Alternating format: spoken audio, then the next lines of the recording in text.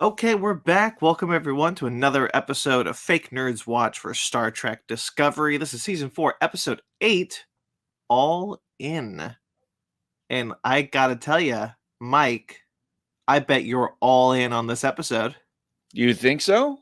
Yeah, What makes you think that? I'm lying through my teeth. No, I'm excited to be back. We're back. Since Star Trek Discovery is back from its mid-season hiatus, we're back from a mid-season hiatus. And judging by the Star Trek schedule, we're never stopping again. It doesn't sound like it. We're going to be here for the foreseeable future, I think. Yeah, I think so. And then I want to add the Orville to this too. So maybe we'll. Oh my goodness, we might have to just start a whole new space channel. I'm thinking about it. All right. Well, until that happens, I'm Brandon C. McClure as always, and here is Mike, not Matola. Nope. Michael Karls of the Downright Nerdy podcast. A much less talented version of a Mike. Don't say that. You got a mic right there. That's very talented. Between the two of us, possibly we might be able to stretch about maybe 10% of what Matola could do. Got it. Okay. Well, let's just get right into it. What did you think of this episode? It while it did, they dropped a whole bunch of little nostalgic Easter eggs, which we'll talk about later, which actually kind of worked for me. I didn't mind them. I think overall, though, the story didn't really do much to further the plot. I mean, with regards to maybe like one or two things, but I mean, I didn't think it was the best. It was probably like a lower third for this season of all. If I had to rank all the episodes, I don't think it's quite that low for me. It's right on that cusp, maybe like lower 2/3, high up for last third. I think this is kind of where Discovery has kind of been sitting since they went to the 32nd century. Like, I really think that this is kind of like just what fine. They do. This is an episode of what they do. I think there's a lot of stuff that I really enjoy in this episode, but ultimately it just kind of falls flat and doesn't really pick up the pace coming off of the season off of the cliffhanger from the last episode with Book jumping out of there. And I want to say that because I've never been too huge a fan of mid-series or mid-season breaks, right, because it does take you out of the kind of flow of a series. Yeah. And I don't know if maybe I was expecting something more grandiose after the ending of the previous episode because of such a huge hiatus. It just kind of was just there. Just like, all right, well, we're back floating down the stream. The issue is the issue for me comes up from the hiatus also coming into this episode from the last episode with Book jumping out of there. And it's the first time another ship has used the spore drive, and it's like a big deal. And then the next episode is just, okay, we got them, we found them, we know where they are, and then that's just it. Like, it'd be nice if they had a little bit of a cat and mouse. I mean, I know that there are limited episodes, but just having Burnham go back to being able to find him in about 5 seconds was it felt a bit lazy. See, that's the issue of, like, this does have limited episodes. So then you have this idea of like, okay, well, they find them right away. Okay, cool. So what does that do? What it does is it creates another problem for them to pad out the episodes, because like they need the MacGuffin to get the thing now. It's like, I can build the thing. Okay, that's the next episode. I need the MacGuffin to get the thing. Okay, well, let's go get the MacGuffin. And then play poker for 10 minutes because we're short on time. And then that's the thing where it's like after they get the MacGuffin, it's like, okay, well, now what? Oh, I put this tracking device on the MacGuffin, so now we can get them from wherever. So like, they've contrived this way of padding out the time, but not in a way that would have made sense when it was just let's search for Book, and they're all constantly like, the Discovery is then like a a step away from Book each time, right? Which would have felt like a natural way to pad out time into the remaining episodes, but it's not. It feels like a very ham-fisted way at this point. Yes. That's the issue I'm coming out of. And a big issue for me is that it's more of a continuity kind of thing, because it's not believable that Burnham is really trying her hardest and even though she says that she is fully committed to Starfleet and all that. She gives all these great speeches all the time. I know you love her speeches. I don't. I hate her speeches And so much. I mean, Don't put that out there. Don't put that out there. Very much be easily have been. I mean, she could have come back with both the crystal and Book. With, I mean, just Vulcan nerve pinch that guy, and bring him aboard.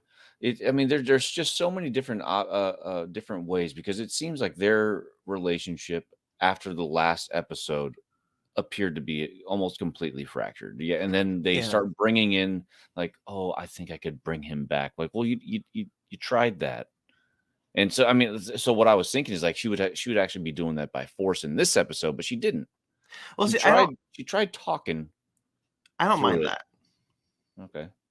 I don't mind that because like I do like the idea that these two, let Burnham like understands what he's doing, because this is what Burnham did in season 1, right? Like Book is acting like Burnham did.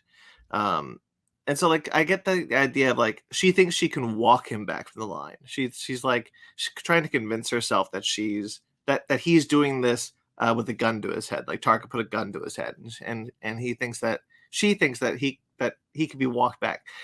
The reveal is that he can't. I don't believe that, though. I don't believe that she truly believes that, because of the big speech that he made in front of the entire Federation. Sure. Alliances, right? Yeah. Like, what's his face? Tarka didn't put a gun to his head there. Like, I mean, that doesn't make any sense. He lost a lot, and he's trying to prevent. Well, I think it's more prevent that from happening to anybody else, and then 2, revenge. That's just a happy circumstance. I think he's lying to himself. It is. He's first and foremost revenge. It can be flip flopped. Yeah. You know what I mean? What do you think of Tarka at this point? I don't mind his character, because he lightweight reminds me of an evil Soong, Sure. Lightweight. So like Eric Soong from Star Trek Enterprise? Yeah, actually I could see that. Yeah. Or even more of like a lore type of character, I mean, obviously he's not an android or anything like that, but that we know of. He is a smart, I don't want to say villain yet, maybe an anti-hero. I'm not sure. I mean, because it's still unclear what his motives are for destroying the DMA. Like he makes statements of, if you knew a fraction of what I have lost or lived in my shoes for just a moment, you wouldn't even think, whatever. He says in the last episode that he thinks the DMA's power source can punch a hole through another dimension so he can go there. That's right. Yeah, I did. Yeah. I did forget about that. Yeah. Which is kind of a weird thing to throw into. Yeah, I don't know about Tarka at this point. He is definitely an antagonistic force in the show, and I don't think villain is like the right word to describe him yet. Yeah. I just don't think there's a whole lot of meat on that bone at this point. And this is kind of an issue that Discovery is falling into now that we're 4 seasons into the show. In fairness, there's not a lot of meat on any of these bones. That's the problem. That's the problem. Now we're 4 seasons into the show, and I want to talk about Oo. I want to dedicate a lot of time to Oo. Okay. But I will say, I really appreciated seeing Admiral Vance like actually have a part for once when he and like the when he gives the order of like, I know you can kill 2 birds with 1 stone. I don't want to lose my family again. Like, let's do this. Yeah. I like Admiral Vance. I like Oded Fair. So I'm glad he finally got something to do in this season, because the before now he's just kind of been like stoic admiral. Yeah. Unlike the last season where he had plenty to do. So Joanne Owoshikun. That's the first time we've ever heard her first name. Oh, is it really? Yeah. And it was very forgettable. I don't remember. Joanne Owoshikun. Okay. I have been harping on this show for years before we even started doing this. But even when we started doing this, I've been harping on this show for having the issue that these characters aren't characters. They're plot. They're props on a bridge that sometimes have lines of dialogue. And every now and then Discovery remembers that they should be characters and tries to do something with them. Like, oh, I like hang gliding. This will help the mission. Cool. And so when Owoshikun gets to be a character in this episode, I was like, okay, cool. We're gonna actually get to see her. And to their credit, we do get a lot of character work with her. It's just now I'm coming into the point where we're almost done with season 4. Right? We're not even halfway. We're almost at the end of season 4. And it's too late.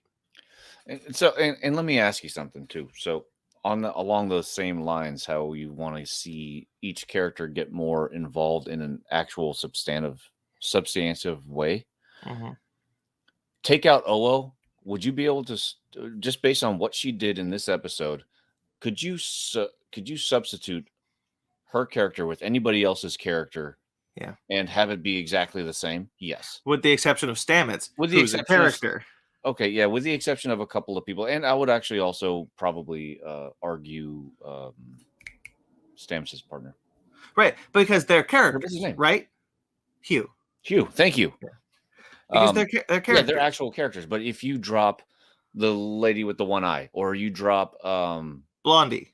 Yeah, Blondie, or you drop anybody else on that bridge. I mean, including Adira and including Gray. You drop them in that same situation, I think that it still works. Yeah. Right? Because they're still bare bones. They haven't been built up. They're still learning the crawl and they're not running yet. We know so little about each character on the bridge, each bridge crew, that any one of them can show up with I'm actually a good boxer. And it'll make sense because we don't know anything about these characters' lives. What's her name? Blondie Detmer. No. Blondie. I don't know what her name is. Detmer is the girl with the. You always say one eye, but it's the. Yeah, that's what I meant. Yeah, exactly. Yeah, she. Like, I feel like of all the characters, of all the bridge characters, probably know Detmer a bit more because we know that she's a good pilot. Yeah. And so like this comes up with the idea of like, okay, why is Owoshikun there? She's the navigation officer. I know this because that's her place on the bridge. I don't know this because they've ever said anything. Wasn't there some like little line that she had with Burnham as they're en route there? She said something to the effect of like she doesn't like sitting around doing nothing. And I'm like, oh no, she says like, because Burnham is like, you talk back to Saru. And I need that right now. I need someone who's going to be able to talk back to me and pull me back if I go too far. And I'm like, I think that was so lame. Okay. I thought it was lame. Bring the chief of security. Which is? That's a good question. Insert anybody. Right. But I know her. I know Owo and Detmer's role on the bridge because I know what those consoles do, because those are consoles that we've always seen before. They're the navigation and the helm.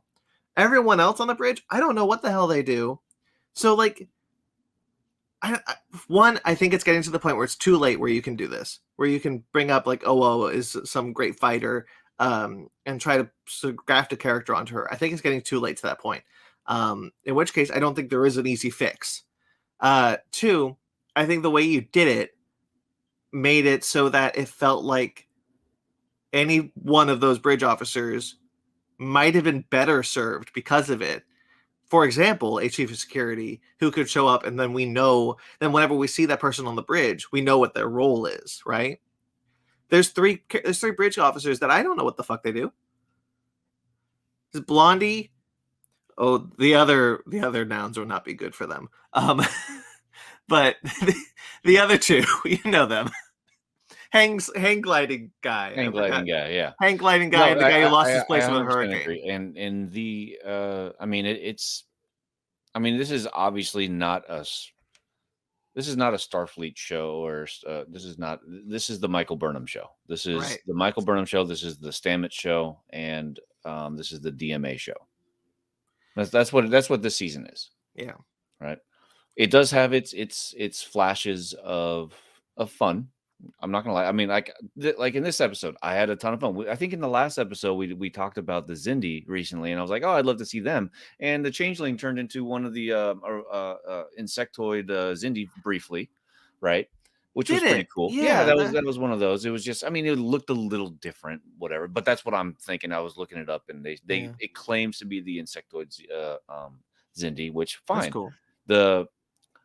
From what I remember from DS9, it took a little bit longer for a changeling to transform, but whatever, and that's kind of nitpicky at this point. But I thought it was really cool when it turned into a tribble and Yeah, I started want running to. around everywhere. I thought that was fun.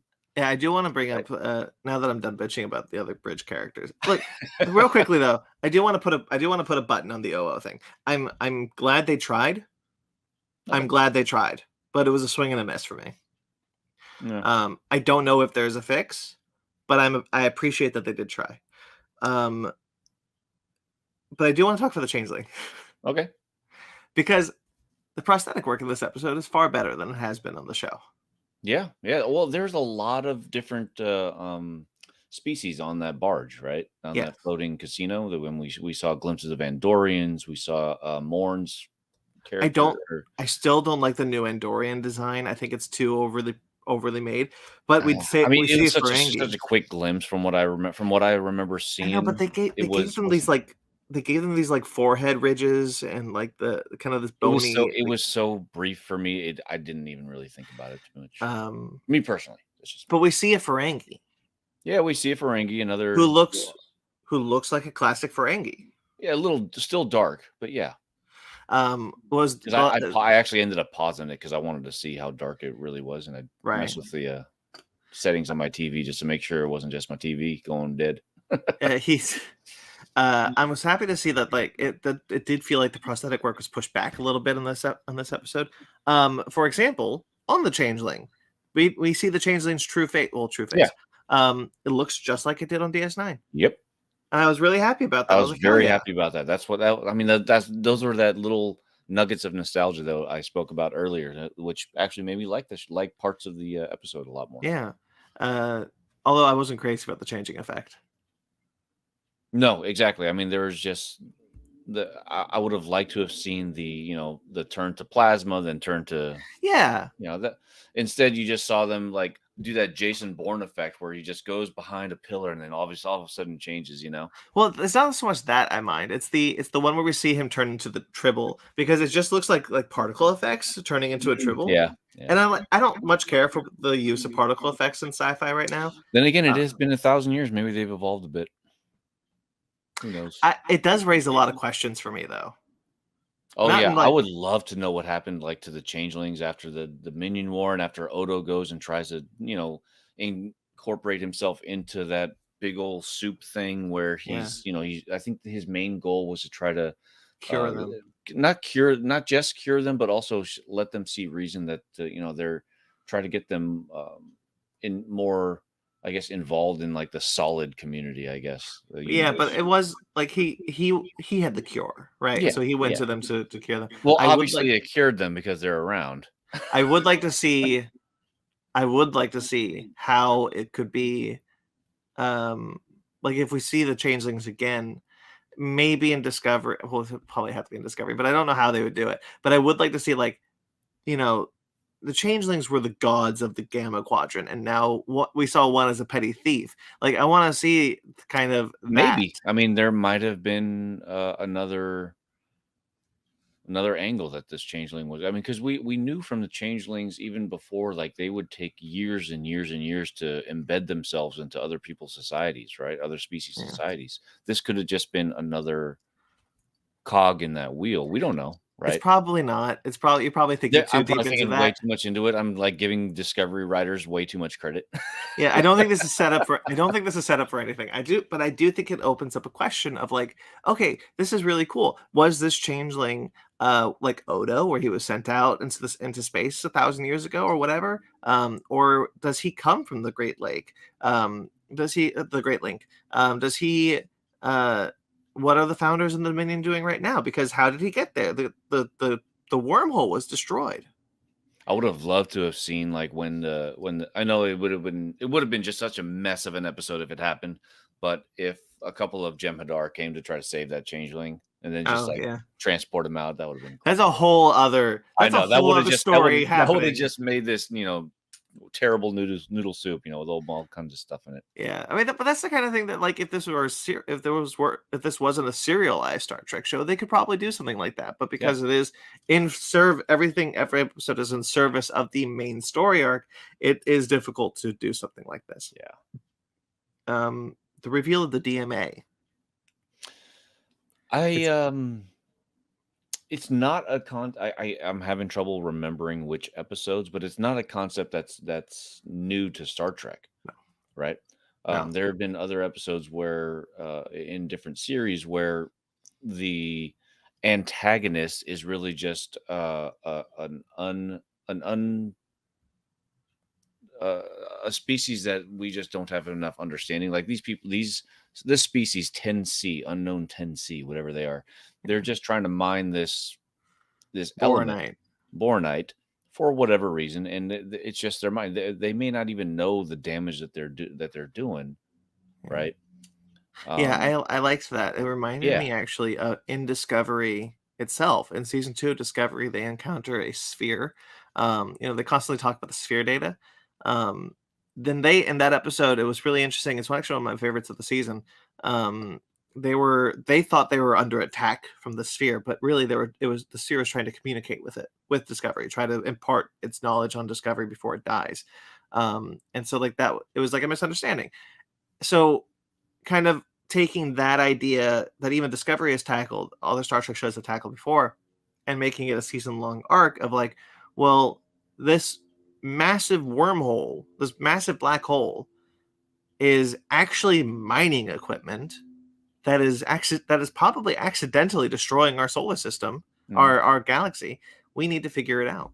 And I think this is probably the highlight of this episode, because if they go with this, or a big if, right? Yeah. It would give the show focus, right? It's because before we were out of focus. We didn't know what this DMA thing was. We didn't know what this crew was doing. We didn't really know what was really happening from episode to episode. But now we're like, okay, there's a DMA that's accidentally killing a bunch of people to mine. It doesn't know what it's doing. Most theoretically, we got Book, who's going to go try to kill this thing, but in doing so might actually spark an even bigger problem, because mining equipment is not even weapons, right? It's just Right. an ancillary type of side effect. If you And destroy this species mining equipment that they need to survive, yeah, what's going to happen? How will they retaliate? and it makes me think too, like, since we haven't seen anything like this DMA ever, I think it's safe to assume that this is mining equipment from a different dimension, Well, because we have we've seen them. We can see them in between the galaxies. They're between our galaxy and Andromeda. the the what? Because they get the star charts, right? The star charts that can see beyond the galactic barrier. And then we see and through that they see where that species lives. It lives in this kind of That's like right. Yeah, I completely shielded forgot about bubble, it. I forgot right? about it. Yeah. It's this I kind of thought it was just shielded a different bubble. dimension, because what I was thinking was like, okay, different dimension, and then what's his face? Tarka talked about different dimensions. That's Yeah. where I thought we were going. Oh, see, that's the problem with Tarka's different dimension talk. It's fine if you want to bring in a Star Trek multiverse, it's whatever. But if it's not related to this plot line in a show that is heavily serialized, once you hear Tarka say, "I want to go to a different dimension," then you start to piece it together because of the nature of serialized television, that one has to be related to the other. But Yeah. as of this moment, the information that we have been given about the DMA, about the species that live outside of our galaxy, outside of beyond the galactic barrier, that's not the case. Now, that's not to say it won't be, but from the information that we've actually been given about the plot line of the show, Yeah. it's not related. It's a little forgettable for me, I guess. That's fair. You struggle with the show quite a bit. Just a little bit. Just a little bit. I mean, I didn't hate this episode by any means. I didn't hate it. And And there that's have kind been of where I episodes that I fall. have hated it, And right? that's kind of where I fall with all of Star Trek Discovery. I don't hate it. See, my whole thing is, as long as Star Trek has not made anything as bad as Star Trek Into Darkness, I can watch it. It's fine. There you go. Because I fucking hate that movie. It's a crap movie. We didn't get a chance yet to talk about Stamets and Hugh, and They have a scene. they have a scene. I think the best scene actually is before we actually see Hugh, because I mean Hugh's struggle with Book, his failure, I guess, with Book Yeah, or whatever, is fine. I mean, I like that. I'd like to see a little bit more of that. That'd be great. I me mean, too. that's great. What I liked more was I haven't been huge on this, but I'm beginning to like it more.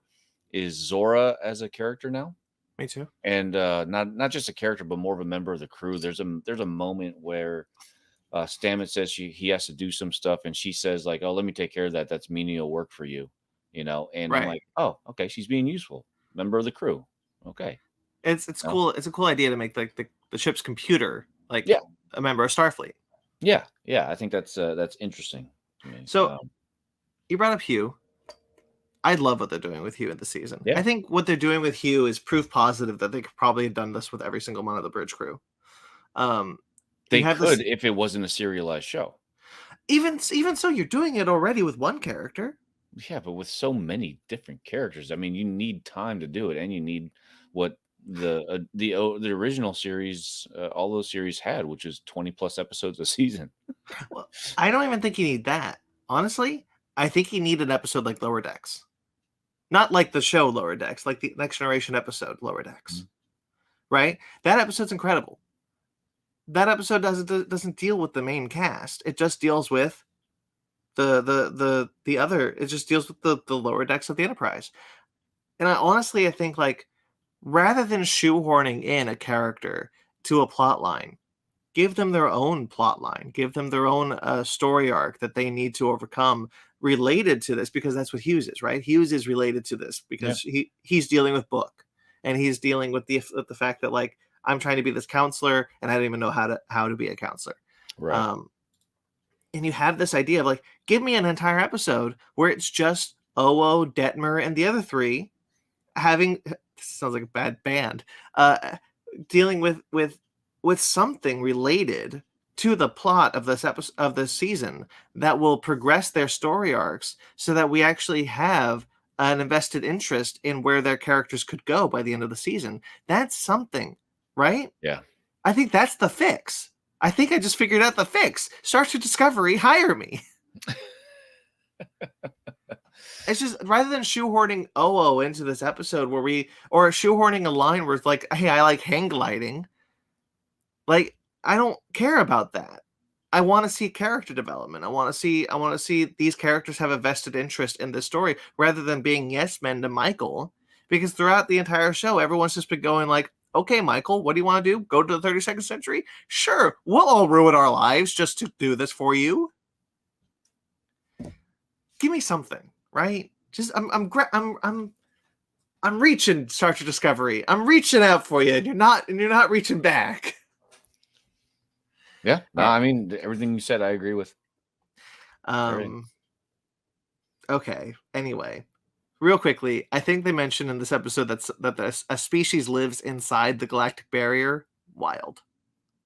Yeah, Wild. I hope we get to the galactic barrier stuff soon. I really can't wait to see what it looks like in this show. We haven't seen it since Where No Man Has Gone Before in Star Trek, which is crazy to me. well, there's a lot that goes on within the galactic. I know, but like now we can actually go outside the galactic. What's to stop the spore drive from just jumping to the outside the galactic barrier? Like nothing, right? I don't know. Yeah. I do like the idea of maybe dilithium not being a primary mode of transportation and kind of being obsolete now, and have every starship have spore drives. I think that's Yeah, kind of interesting. I think the idea of like having this power crisis wasn't a bad one. Mhm. I don't think it was quite handled as well as it should have been in the last season.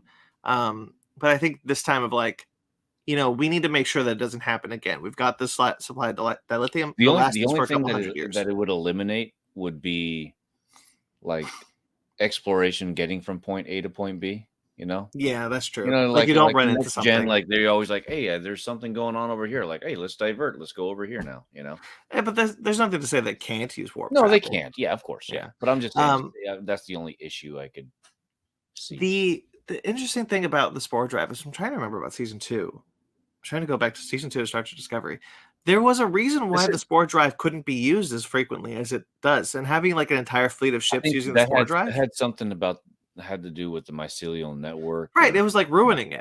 Yeah, something like that. Like it, but they haven't brought it up at all. No. Since, so great. Oh well. Another hole. Hey, have you watched any of the short treks in between now and even? No, not yet. I haven't gotten into it. You should. I know. I need to. There's some good animated ones specifically that I think you'd like. Okay. Did you watch any more of Prodigy? No, I haven't gotten into that either. You know what? Yeah. I liked this last batch of episodes. Okay. I won't say that you'd like it because it is very much like a kid's show. Surprisingly, I do like a lot of kid shows. Well, you may. I want to give a kind of a button on it because we're not talking about Prodigy on this show, and we will never talk about Prodigy outside of just kind of a side mention. I don't think. I think that there's a lot of really solid stuff in the last 5 episodes that they premiered just before Discovery came back.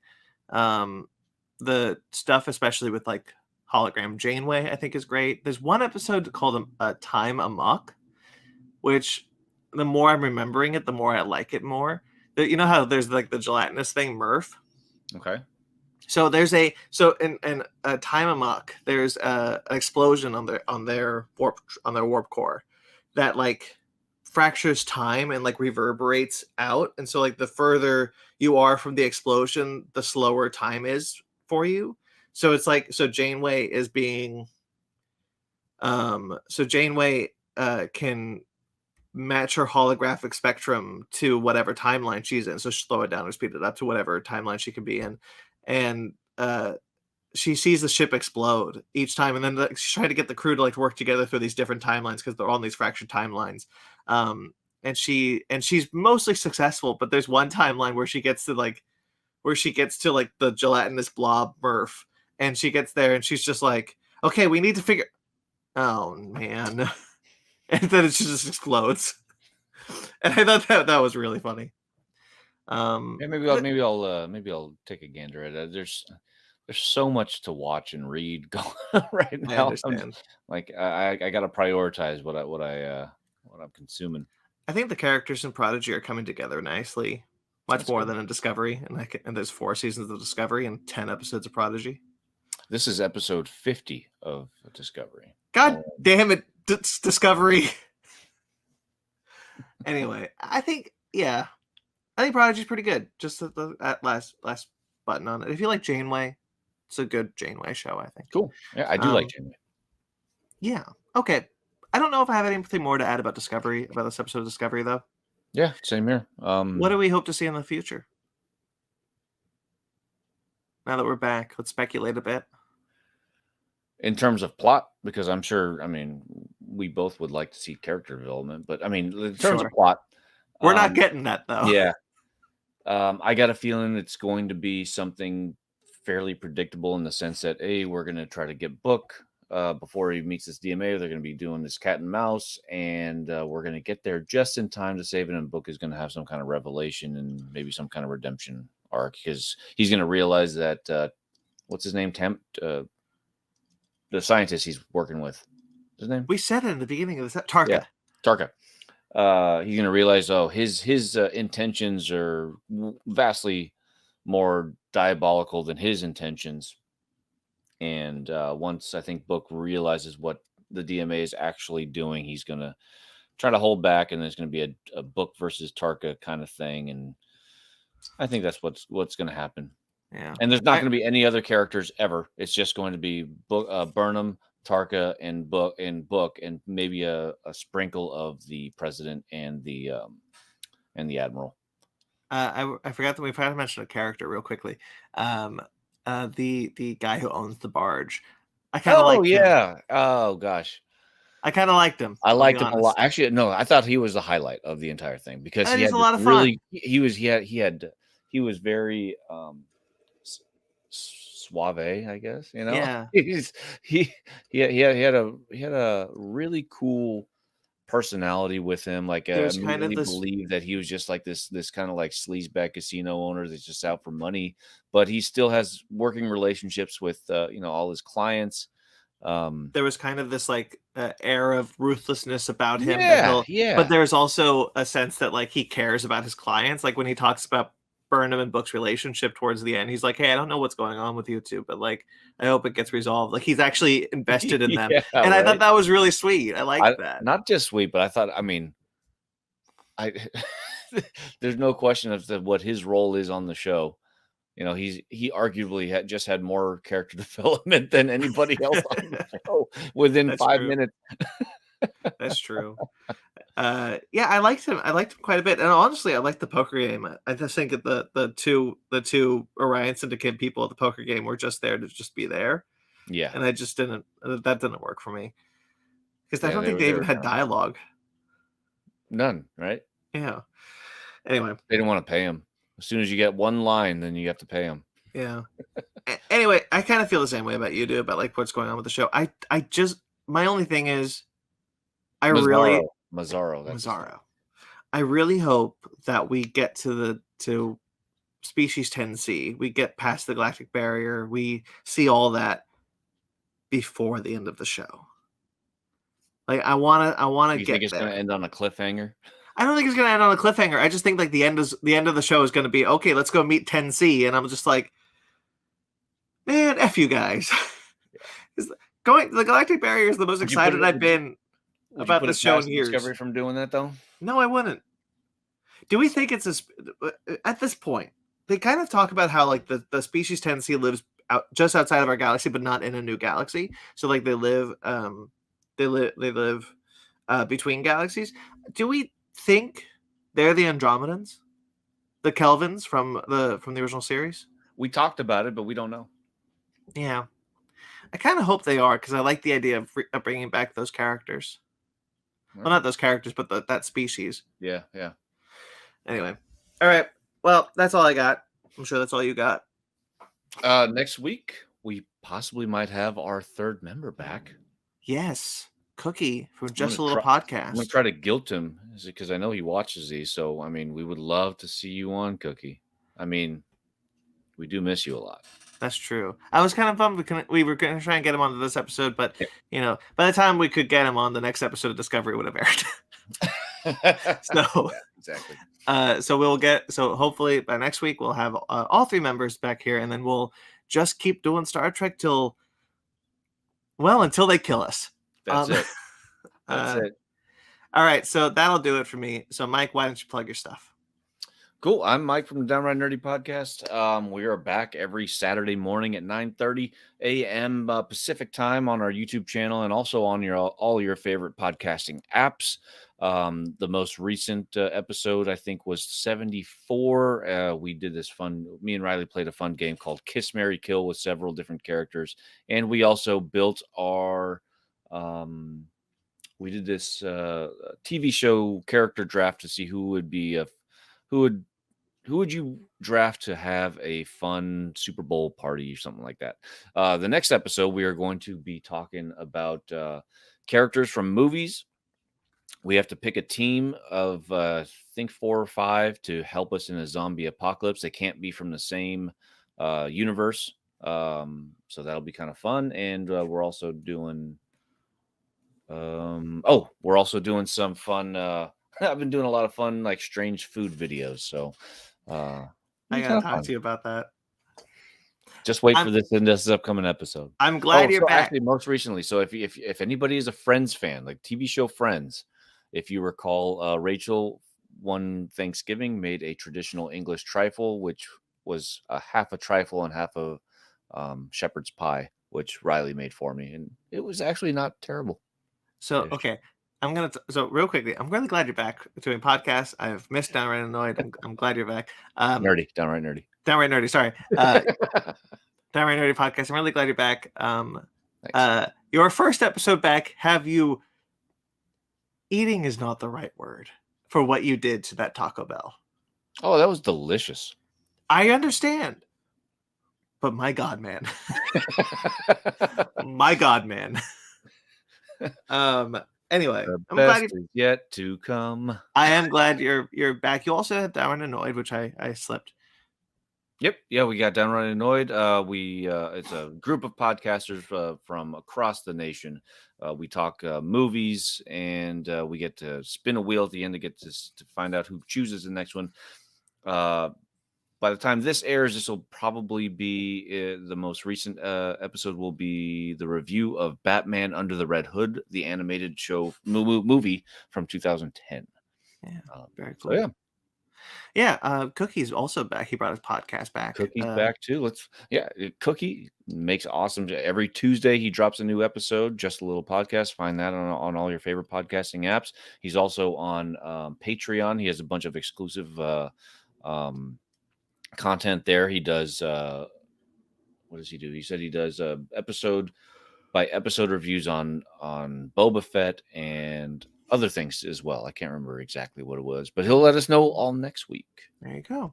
All right. So, of course, you can find me on the Fickner Podcast, Fickner Podcast, Family Podcast. I have a ton of things going on. If you like this video and you subscribe to the channel, you can check out all of those shows, such as other Fick Nerds Watch. There's speaking of Book of Boba Fett, upcoming is a Book of Boba Fett Fake Nerds Watch. That'll be up probably after this. I wasn't looking forward to doing that one, and now I am. Take that how you will. And then we'll do a Peacemaker Fake Nerds Watch when that is all wrapped up. That's a great show. I don't mind saying. I need to watch it. No spoilers. It's so good. I know. I need to watch it. You didn't see in the last episode when. Wow, dude. That's rude. That is rude. Well, this is the last time you've ever seen me on the Star Trek show. And of course, we're going to be doing more Fake Nerds Watch for Star Trek. So Star Trek Discovery will wrap up, and then Star Trek Picard will happen, and then Star Trek Strange New Worlds will happen, and we'll probably do episodes the new of all Starfleet Academy show that's coming out. CBS All Access. Sorry, Paramount Plus, as it is Paramount now. Plus. Yep. Maybe slow down. Maybe slow down a bit. Oh, keep it going. Keep it going. I love me some Trek. Well, to be fair, Picard will be done by the time that our Starfleet Academy show shows up. There's other shows. There's other shows such as Basement Arcade Pause Menu, which has been putting out new episodes every other week, which is bi-monthly. I don't know. And then there's Basement Arcade, which has been putting out some Mortal Kombat X episodes. We recorded that a little while ago, and we're finally putting those out. There's Animation Station, and there's Fake Nerd Book Club. Of course, Conversation is the audio show that I do, and of course, the Fake Nerd Podcast, which is the mothership podcast. You can check out all of the sort of things we do on this. This episode, it's going to be a long one because we got the Super Bowl trailers, we got Nintendo Direct, we got the Oscars. We're probably not going to talk about the Oscars if I'm honest, but we're also going to be talking about Nightmare Alley. That probably already happened by the time this goes up. Nightmare Guillermo del Toro's new movie. Oh, yes. Yeah, I was like, where do I know that? Yeah, we're going to review that one. Speaking of the Oscars, it was just nominated for Best Picture. Awesome. Very excited for you, Guillermo del Toro. Yeah. So that's going to be the latest episode of the Fake Nerd Podcast, which is probably up at this point. I'm excited to talk about some of the Super Bowl trailers. Yeah. And I'm BC McClure. You can find me on all the internets, on all the websites, all the socials. I also write for Screen Rant. I also write for Atomic Geekdom. I also write for Kaiju Ramen. I'm a full-time writer. My Screen Rant lists are up now. You can check out some of the Oscar lists that I just put up. A Scream list is probably up at this point. Brendan Fraser list, Sam Raimi.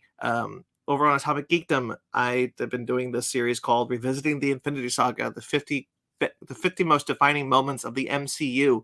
There are 3 or 4. There are 4 out right now. 4 out of 50. So I put those out weekly.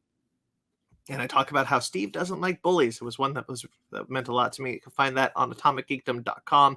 And of course, Kaiju Ramen, the latest issue of that magazine, will be out next month, where I talk about a video game. For the first time ever, I've written about a video game. It was very difficult. I don't know if it's any good, but check it out anyway. Now that I'm out of breath, now that I've talked about everything under the sun that I do, that's everything. All right, Mike, thank you again. I really appreciate you doing this with me every week. Always a pleasure, man. Thank you so much for the invite. I always love talking Trek with you. I always love talking Trek with you too. Until next time you see us, which will probably be next week, live long and prosper.